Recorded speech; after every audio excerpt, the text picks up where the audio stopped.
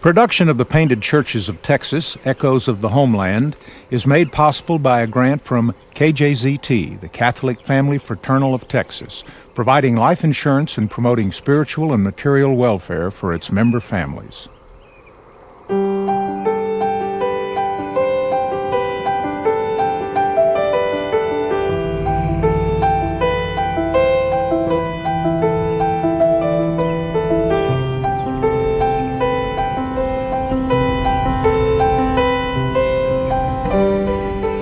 All across this country, churches rise up from the landscape, announcing their presence with upright spires. They evoke gentler times and the comfort of honored traditions, reminding us of both faith and family. All of them have stories to tell. Sometimes, however, the simple exteriors of these churches can be deceiving. Travel the forgotten back roads of Central Texas, and you'll find churches with painted interiors of breathtaking beauty and exquisite detail. These hidden treasures stand as glorious celebrations of the creative spirit and our immigrant past. They are the Painted Churches of Texas.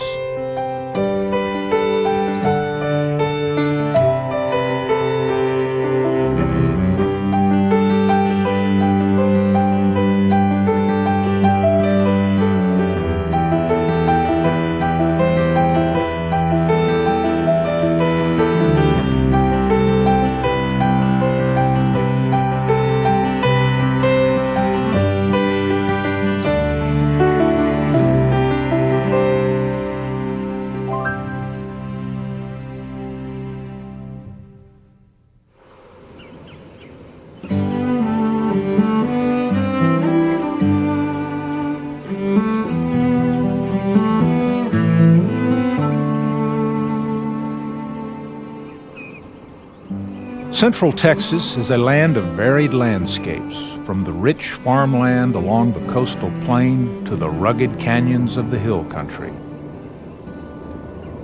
It is famous for its wildflowers and for its historic town squares.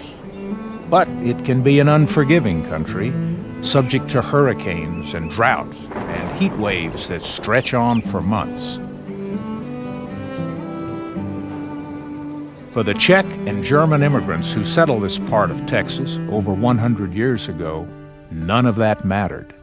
For them, the land was a promise.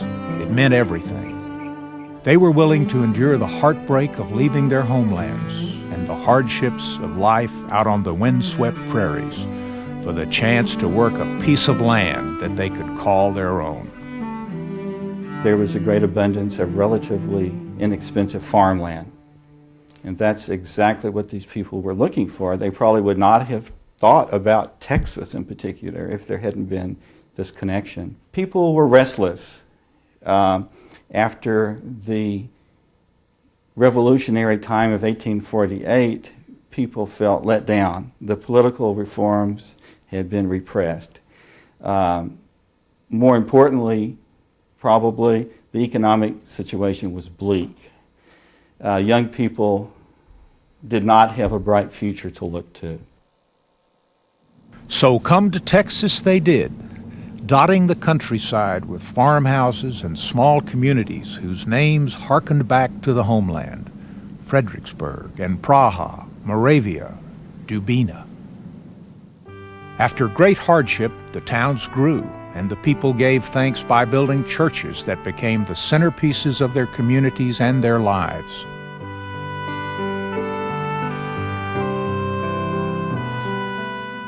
Today, many of the prosperous little towns settled by the immigrants have nearly disappeared. But the churches remain. They stand as cultural and religious landmarks, precious links to the past for generations of the faithful. Ani lidem nie byli, nie pak ste lidzi Boži, którzy ste niegdy byli doszli z milosrdenstwi, nie pak ste doszli w milosrdenstwie swego. The ascension of the Lord Catholic Church is one of the few physical reminders of the old Czech farming community of Moravia. It continues to serve as both a community centerpiece and a place of pilgrimage. Parishioner Thaddeus Polashek believes that the past and present are one in the beauty and traditions of the church.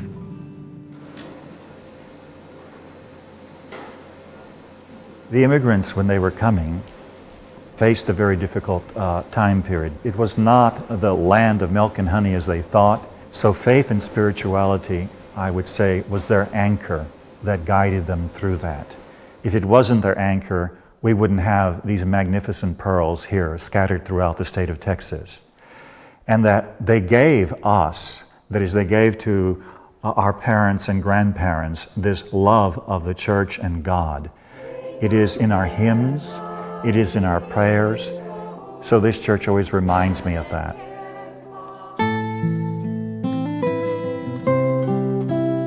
Magnificent pearls and national treasures.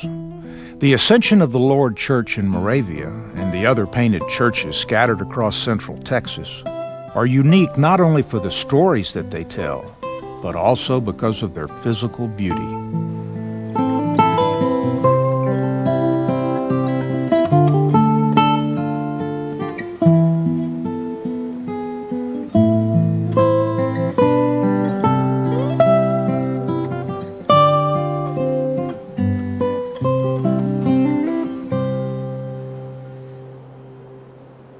The painted churches were listed on the National Register of Historic Places in 1984.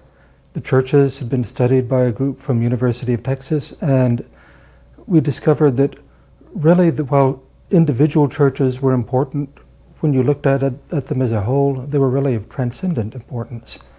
I was raised in Texas, but had never imagined anything like one of the churches individually. I'd seen a little bit of stenciling here or other architectural details there, but finding these wonderful churches in very unlikely locations, sometimes very conventional, even dour exteriors, and then incredible Baroque interiors. It was a wonderful find, and was just glad that other people would be able to enjoy them too.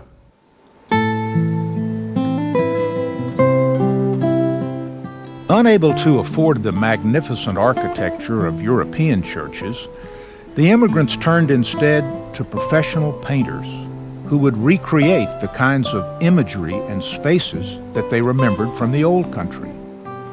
The painters were gifted artisans who often advertised their services in church journals. They traveled from church to church and sometimes worked from their own studios, much like the decorative artists of our time. They used stencils, infill painting, feathering, and a variety of other painting techniques. They used their skills to create the illusion of stonework and classical architecture. It was an illusion that lifted the spirits of a people, binding them together and reminding them of home.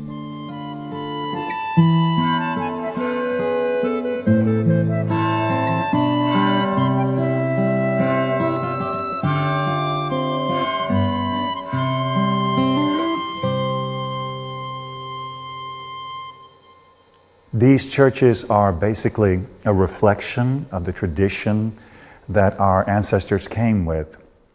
The tradition in the villages was to have a painted church or a highly decorated church because religion is extremely important to us as to our ancestors. And they are a beautiful thing. The beauty of them inspire us from childhood till the grave. And we always have such a wonderful, warm feeling when we come inside because the churches are home for us.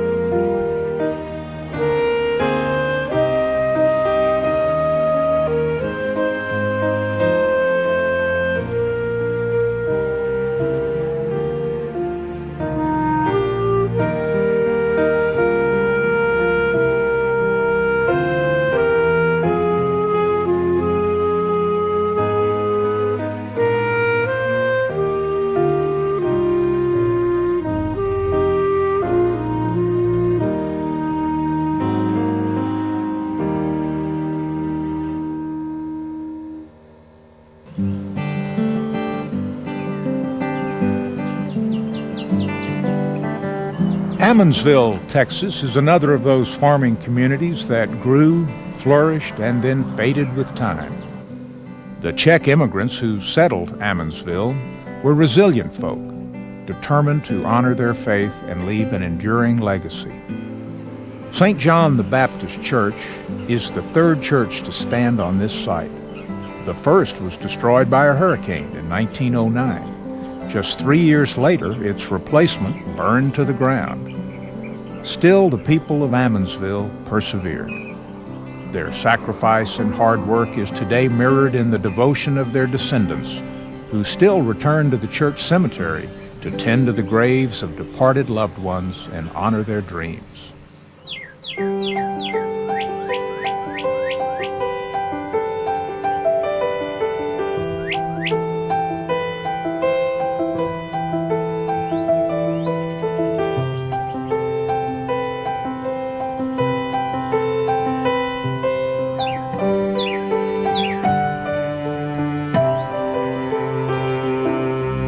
In 1919, after the current church was completed, it was adorned with an elaborately painted interior of pastel coloration. Many liken its color to a pink confection with swirling patterns and sweet details.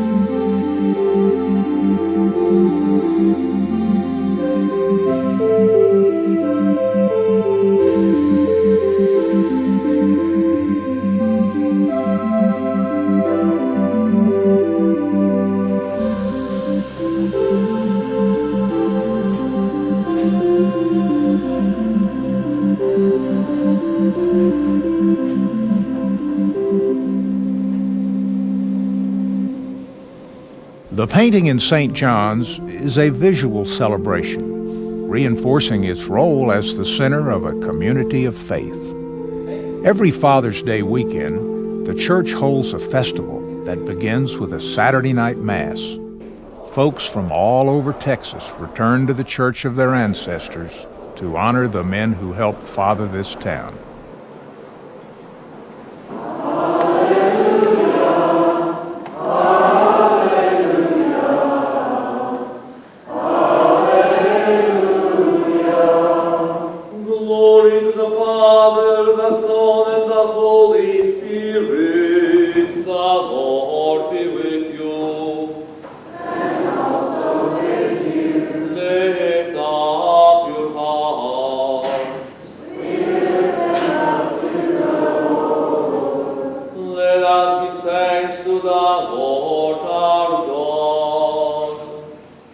While the Father's Day Mass honors those who blaze the trails, the picnic the following day clogs the roads. Thousands of hungry Czechs from all corners of the state descend on Ammonsville for a Father's Day feast with a polka beat.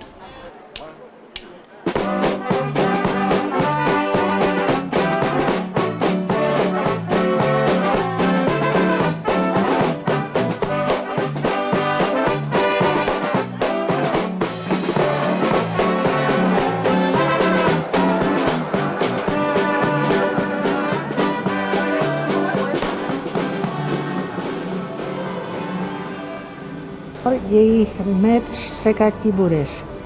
Do školy jistí budeš a nasytíš se, dobrořečití budeš Hospodina Boha svého za zemi výbornou, kterouž dal tobě.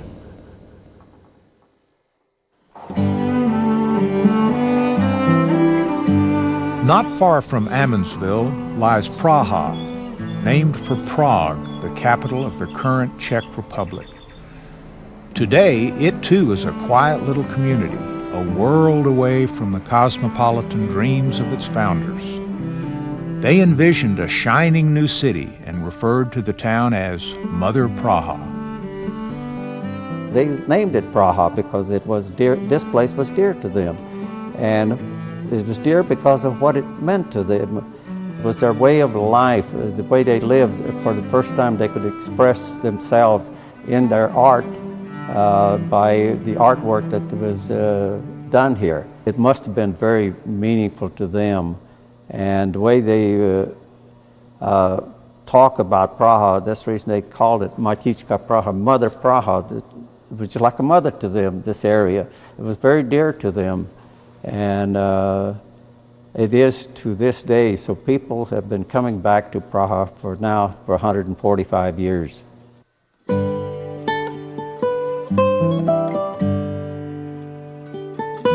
Praha was once mother to hundreds of families. Its parish school was filled with the sons and daughters of newly arrived immigrants, eager to learn about their new homeland. Today, the old school is only used for the occasional Sunday school lesson, though it remains a place filled with memories. You can almost hear the laughter of the children and the prayers of the sisters who shared a modest room beside the classrooms.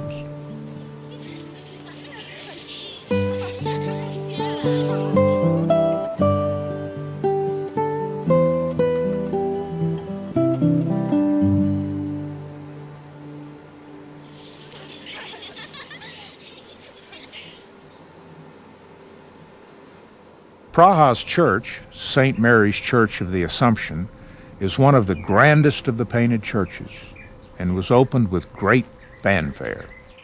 12,000 people turned out for its dedication. The town then had about 600 people. They had 100 girls dressed in white with flowers in their hair and 100 young men on white horses to greet the priest and to bring them in. It was an incredible, and it was just the great church, and it's so much older than the other churches that many of the priests left from Praha to go to other areas to serve. It was the largest Catholic church between San Antonio and Galveston.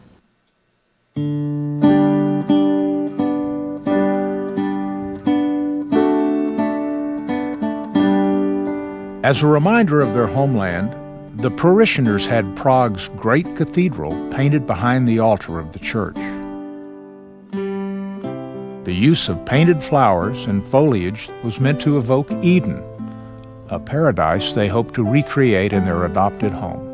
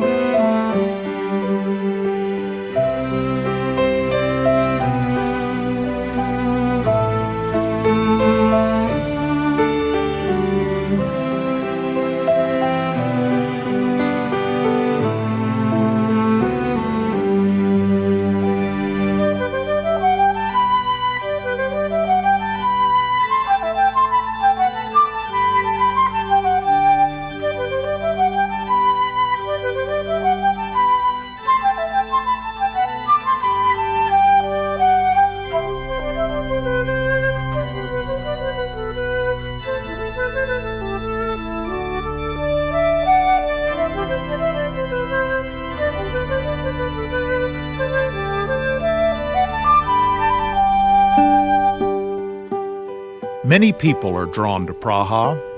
Ben Propelka, a native whose family had moved away, retired here and has dedicated himself to the upkeep of the church. I think people are really searching for the good Lord because why are there so many coming here? You get the people from all over the world, from India, from China, from Japan, all over Europe, Ireland, England, and so forth. And they all have the same idea or feeling. They're searching for God in one way or another. So why not present God from your church the way I think he should be presented in the best limelight? So I like to greet the people and talk to them and see what they have to say. Once a year, Praha lives up to the dreams of its founders and becomes the capital of Czech Texas. On the Feast of the Assumption, thousands of people come home to Mother Praha to celebrate their heritage and their faith.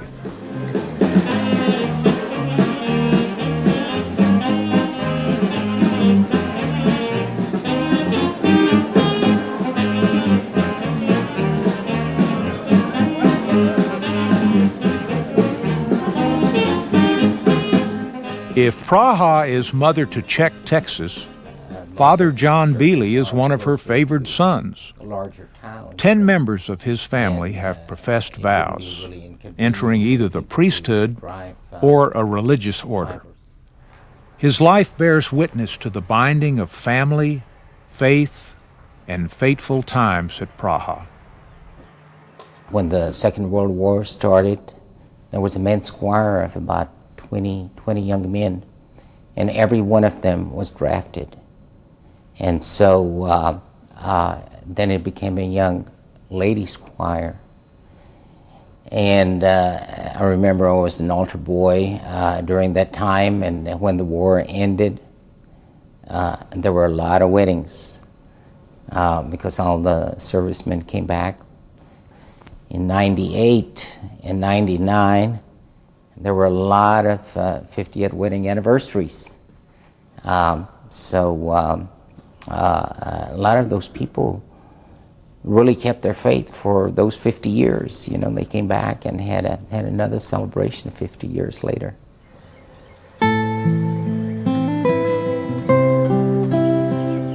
Not all of Praha's sons returned from the war. Stone chapels on the church grounds stand as memorials for the 9 young men who never came home.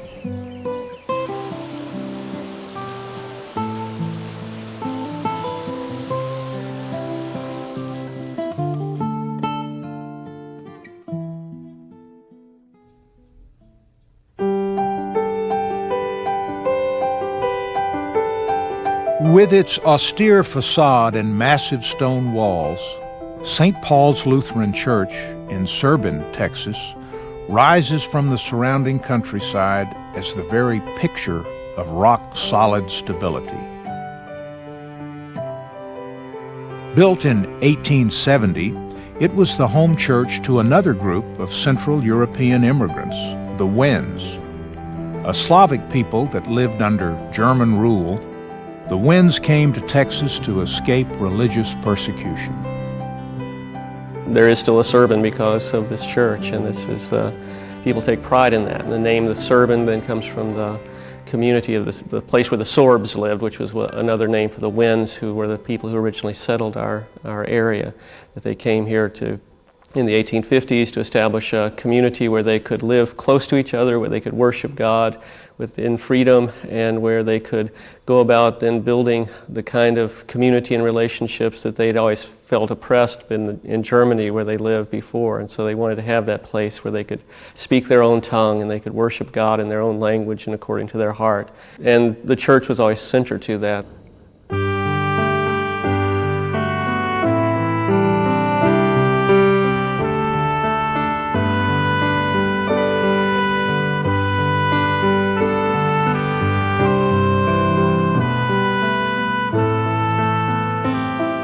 St. Paul's Church is unique. It has the tallest pulpit in Texas at 22 feet, a historic pipe organ, and a raised gallery. When it was built, the men and women sat separately, the men upstairs and the women and children down below. Its painted ornamentation, including the feathered columns, was painted by the congregation itself.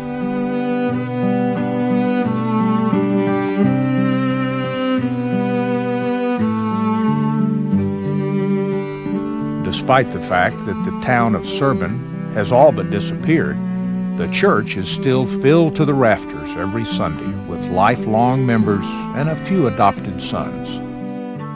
35 years ago, I was fortunate enough to fall in love with a girl from here. And then I, of course, came to services with her here and fell in love with not only the people, but the place too. I saw how devoted these people were to their church. They have a very strong, you almost think on Sunday mornings they must pop out from behind every post oak and from under every rock because they fill this place up. And when you look around on the outside, you see just post oaks and rocks, but they fill the place up. They sing with every breath that's in them.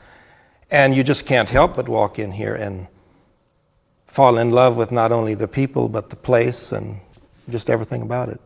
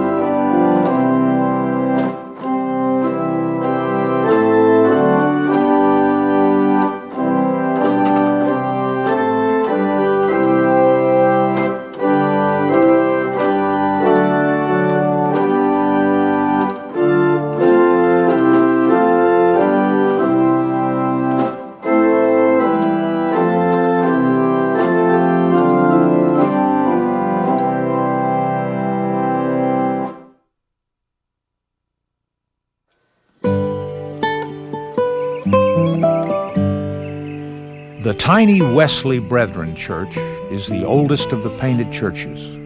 Built in 1866 and painted by the congregation's minister in 1889, it speaks eloquently of the hardships endured by its creators, a small band of Czech immigrants.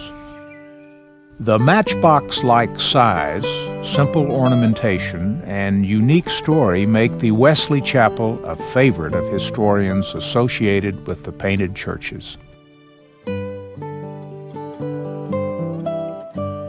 I really think the reason this church is so special to me is both its simplicity and its uniqueness.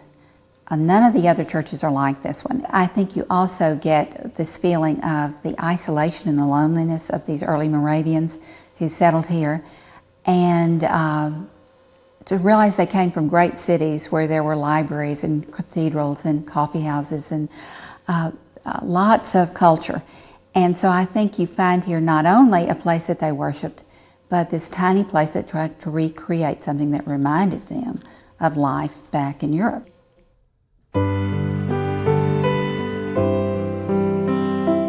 The painting in the chapel was meant to provide the illusion of depth and space.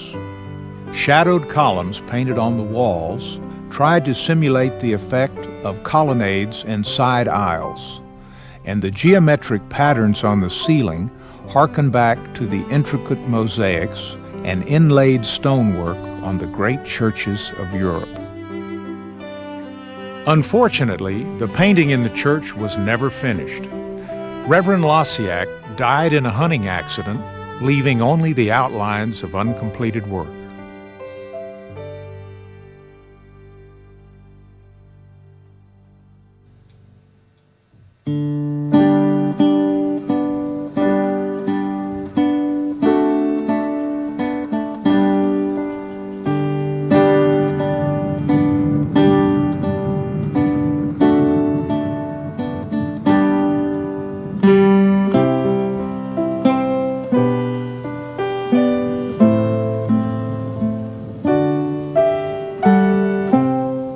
Far to the west, in the center of the hill country, lies Fredericksburg, one of the most historic communities in Texas.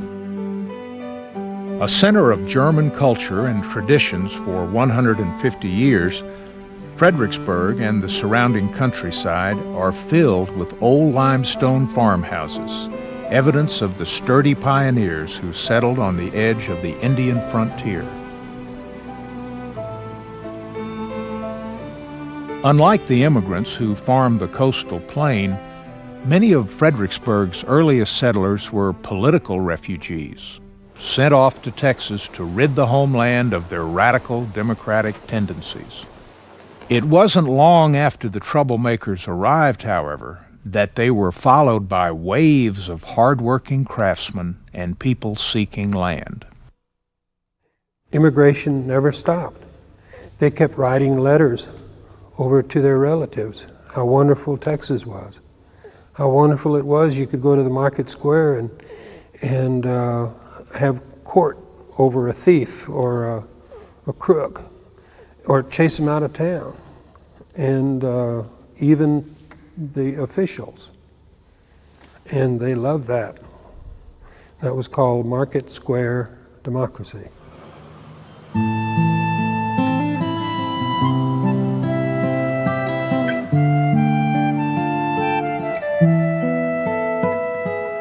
None of the remarkable buildings left behind by Fredericksburg's German ancestors are more impressive than the two Catholic churches near the center of town.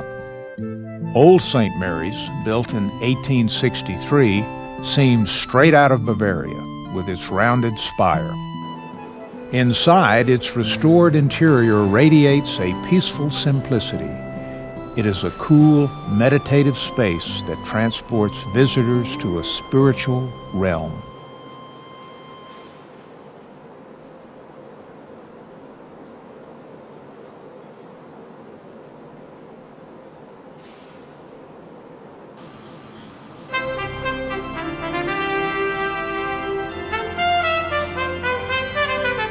Next door, New St. Mary's was built in 1906. Its impressive size reflects the growing prosperity of the town, making it one of the largest of the painted churches. It is considered by many to be the finest Gothic Revival church in Texas, with near-perfect proportions and scale. Unlike most churches of the era, it was also the work of a well-known architect, Leo M.J. Dielman. The architects of the churches ran the gamut from unknown master builders to a very well-known San Antonio architect of his day who did a variety of churches. I'm speaking of Leo M.J. Dielman, who did scores of Catholic churches and schools, rectories, college campuses, and generally had a wonderful practice in that. The other churches tend to be more what we would call vernacular buildings, that is, not really architect designed, but rather put together locally, maybe or maybe not from a set of finished plans. But the remarkable thing about them is that generally the same set of buildings, if they were all painted white, you would think of them as nice old churches, but nothing truly remarkable. But it is the exquisite paint in the building that makes them really a whole tier of significance up. St. Mary's is graced by extraordinary design, as well as beautiful painting. Fine stenciling and large murals adorn the church, along with exceptional stained glass and one of the oldest pipe organs in Texas.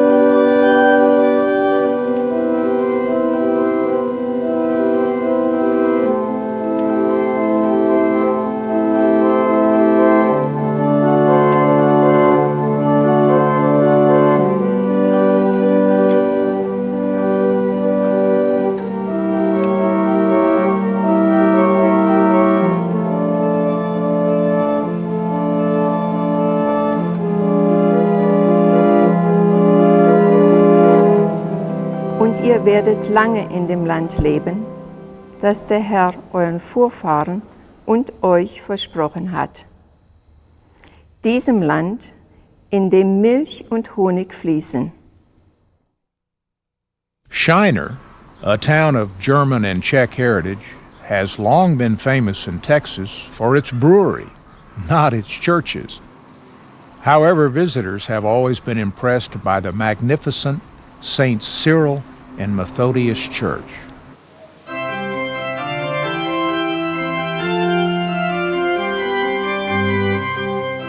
Built in 1919, the church's interior wasn't painted until 1945, the latest of any of the original painted churches.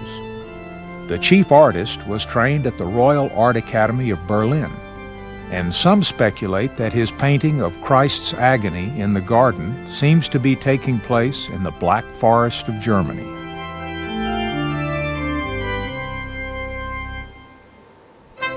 It is a truly impressive work, filling the apse behind the altar of the church, a building of almost cathedral-like scale. Bold painted patterns adorn the walls, and exquisite stained glass illuminates the rich interior spaces.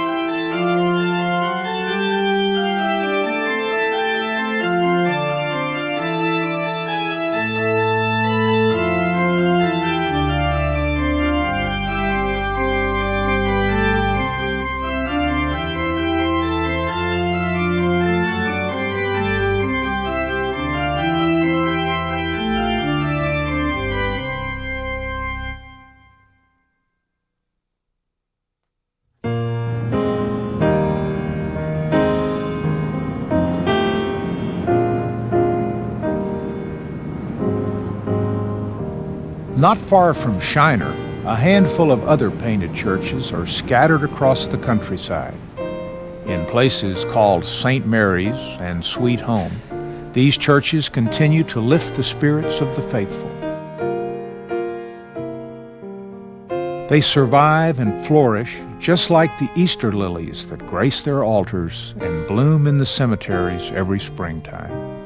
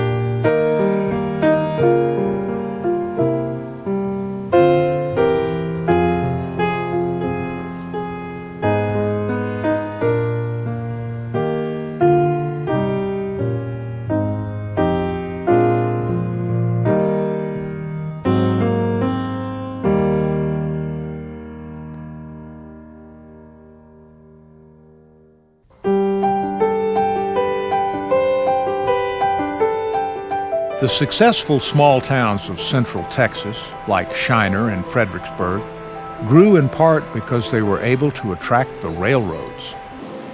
Other promising little communities withered on the vine when the railroads passed them by.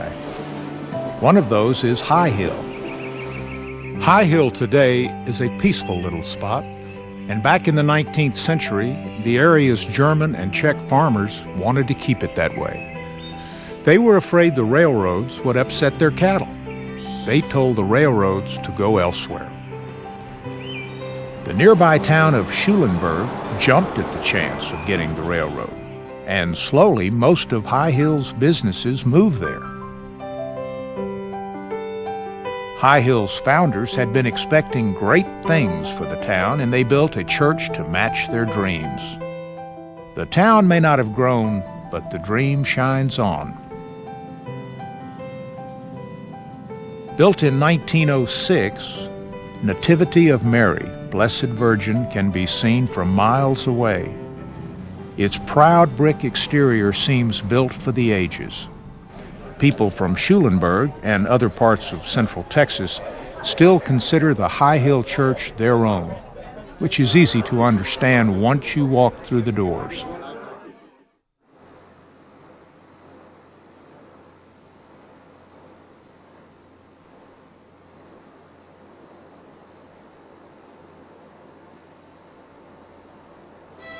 The painting here is nothing short of spectacular, breathtaking, most folks say. Nearly every style of decorative painting is evident, and all are of the highest quality. It is truly the queen of the painted churches.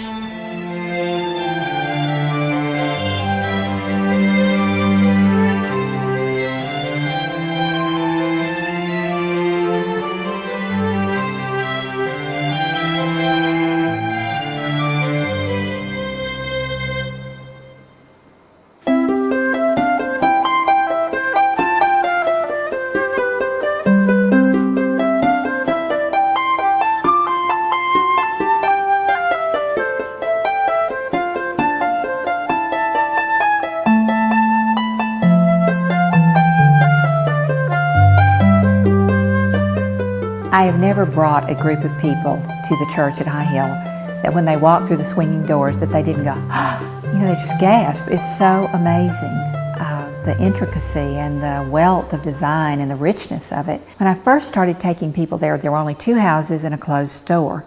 And so this grand church was sitting there with very few people to see it. At that time, the congregation was probably maybe 70 families, and their median age was in the 70s or 80s. And so it was incredible to believe that this beautiful thing, this church stood there. But again, it just takes your breath away when you walk in.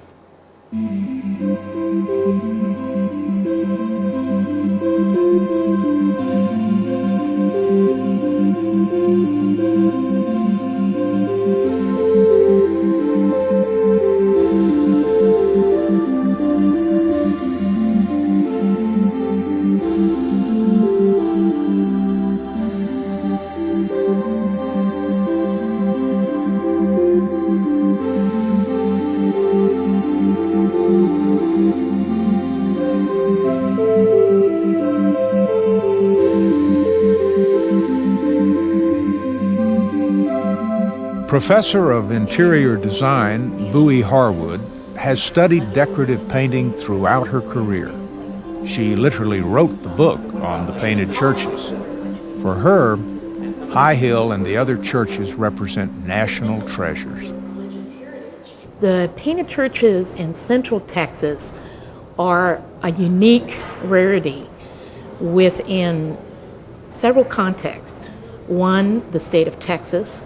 They're very unique. For a whole group of them to be in one central locale, that's one important factor. Regionally, they're extremely distinctive because none of the other states really have any decorative painting equal to this. And then when you go nationally, there were major churches that were being painted in a decorative manner during the late 19th century, mid-late 19th century, and on through the early 20th century in places like Boston, New York, Chicago, St. Louis, and so forth. And the same kind of trend was evident in Europe. The styles of High Hill that we're in reflect cultural influences from the mother country. So that if you were to go to Ulm, Germany and look at the cathedral there and some of the other churches in that area, you would see similar decoration as what you see in the church here.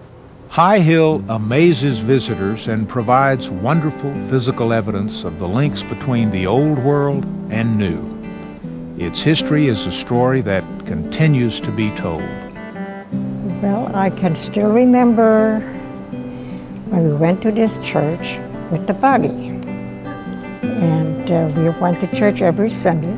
We came in together, the choir sang, and we all sang together and we played together. The wee kids outside, the older people inside the hall, and it was just a get together. Everybody helped each other, always good neighbors, and it was just a big parish and a big family.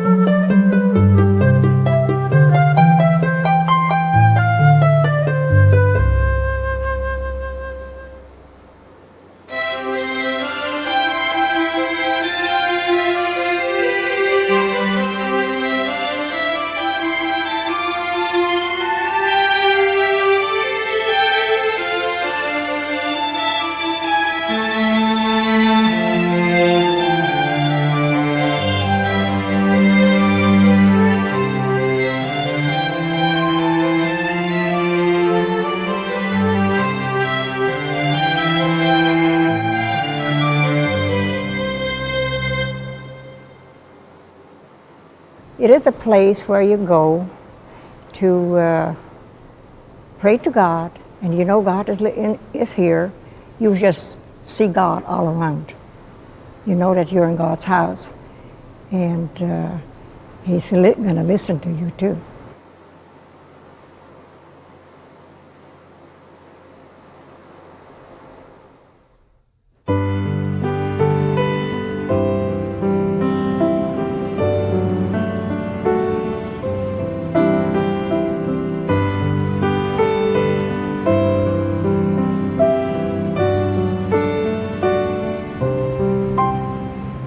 Tucked away in one of the prettiest and quietest corners of Central Texas, Saints Cyril and Methodius Church in Dubina is where the painted church's tradition was reborn.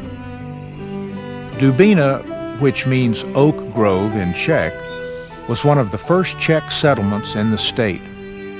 Grateful immigrants who were camping under majestic Texas live oaks gave the place its name. By the 1970s, Dubina had nearly turned into a ghost town. The church was in disrepair, its roof was leaking, and its lovely stenciled walls had been covered up with white paint.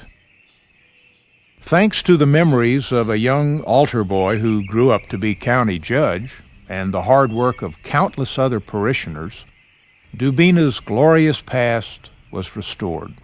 When I was a little altar boy serving here, when the sun hit you just about right, you could see the stenciling there on top of the altar.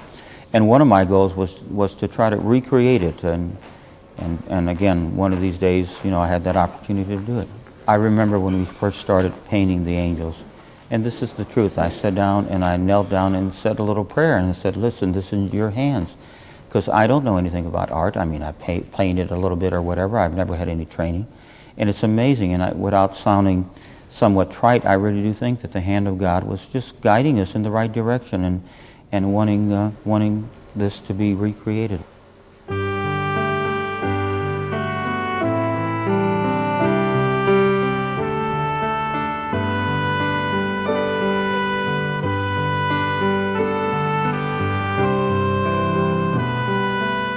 Volunteers spent hours painstakingly reproducing the stenciled patterns and freehand drawing of the chapel. Even the statues were restored. Artist Eduardo Esparza was hired for that job. You know, at my house, I have pictures of all my loved ones. At your house, you probably have the same. This is God's house. This is His loved ones. This young peasant girl at 14 and a half years old, he chose to be the mother of his son. The gentleman over here to the right, St. Joseph, was appointed to be the foster father of Jesus. They're all holy hosts. We come here, we don't worship these statues. We come here to feel the peace and love and the understanding of what God's family is about, just as you would when you gaze upon the picture of your loved one at home.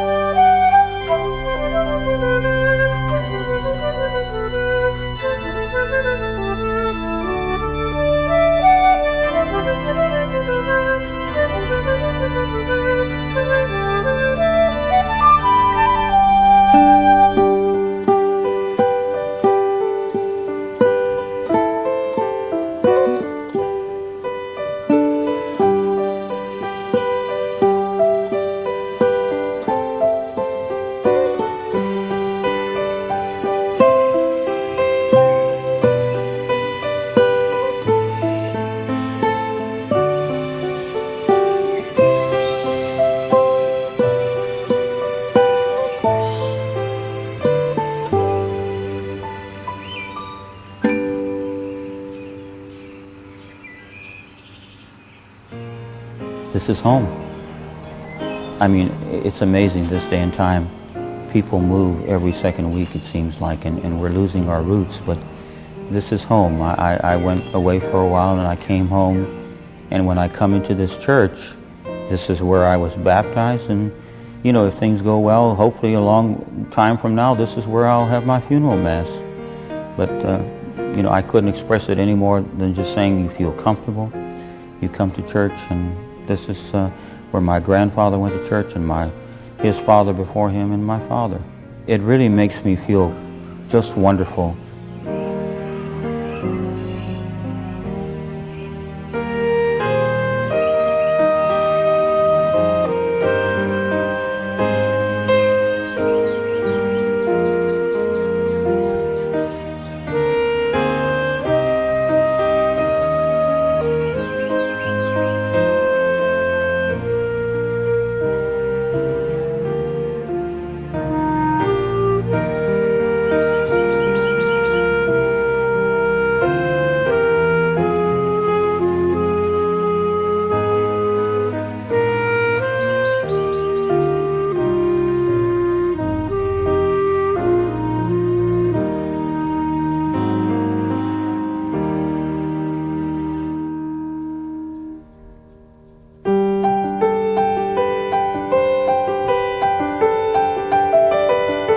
Today, Dubina and many of the other painted churches have become places of pilgrimage. People come from all over the world to wonder at their beauty and just maybe hear the lingering echoes of a place called home.